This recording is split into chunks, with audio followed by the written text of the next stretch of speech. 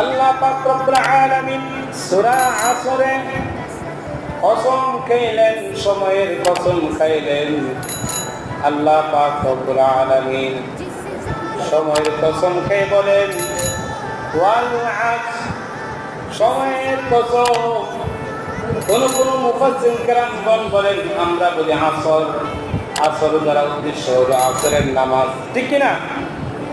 পাঁচ ওয়াক্ত নামাজ পড়ি, ফজর, যোহর, আসর, মাগরিব, এশা। পাঁচ ওয়াক্ত নামাজ না? ফজর, যোহর, আসর, মাগরিব, এশা। তো আসরের সময়টা অনেক গুরুত্বপূর্ণ। আসরের সময়টা যদিও আসর দ্বারা আসর উদ্দেশ্য করেন, একটা হলো আসর দ্বারা যুগ সময়। এবার 12 মাসে আমরা বলি এক যুগ, ঠিক কিনা? তো 12 মাসের ভিতরে তো আমাদের সময়। এখন আপনি ভালো করেন মন্দ করেন, এই সময়টা